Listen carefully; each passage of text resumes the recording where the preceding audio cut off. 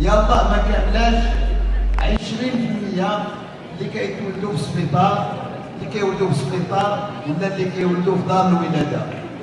مازال الاغلبيه ديالهم كيولدوا عند الحبل، ما كنعرفوهمش كيما ولدتنا حتى حنا الامهات ديالنا ما كنعرفوهمش واش عايشين ولا ما عايشين.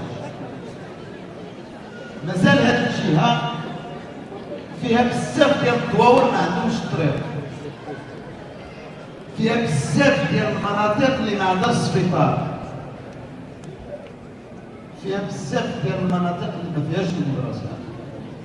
هادشي ماشي غادي نقولوا لكم لان انتم جيتوا من تماك، وحتى اللي منكم هنا من المدينه مازال عنده العائله ديالو كاينه في الباديه، وكتعرفوا واش كيعيشوا الناس، وكتعرفوا بان الاغلبيه ديال الناس ديال الجهه مازال عايشين على هذاك الشيء اللي كتجيبوا نتوما.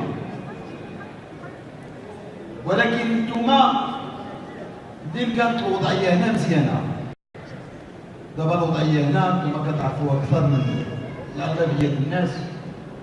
المغاربه ديالنا في الخارج هما براسهم اليوم محتاجين اللي غادي يعاونوا، هما اللي عاونوا بلادهم بزاف محتاجين اللي غادي يعاونوا. ملي كنقول لكم هذه المشاكل ما كنقولها لكمش باش تيأسوا، لا، لان قبل كان اكثر من هذا الشيء. الناس اللي جاوا من الحسيمه قبل، الحسيمه ديال اليوم ماشي هي الحسيمه ديال هذه 10 سنين ولا 15 عام. مدينه طنجه ديال اليوم ماشي هي هذه مدينه طنجه ديال 15 عام. مدينه تطوان، اسمعوا لي مزيان كنقول مدينه ما كنقولش اللي لاصق فيها، مدينه ديال تطوان ماشي ديال اليوم ديال هذه 15 عام. هذاك الشيء اللي دار، ولكن وزان مازال فيها المشاكل، مازال وزان ديال 20 عام 30 عام هي وزان ديال اليوم. والشاول هذا الشيء كنقول لكم لان مشيت لهم. ملي كنت كنمشي في الاول وانا ما رئيس حتى حاجه، ما كنترشح ما كنصوت ما كنترفض، كنت كنشوفهم بواحد النظره. ولكن اليوم اللي وليت رئيس، اللي كما كنقول للناس اليوم اللي وليت خماس عندك الناس، خصني نمشي نشوفها بالمبراه. اليوم كاين بزاف ديال الحوايج خصهم يداروا، داروا بزاف د الحوايج، ماشي انا اللي درتوهم نتوما، داروهم الناس اللي كاينين تما. بزاف ديال الحوايج اللي وصلنا ليها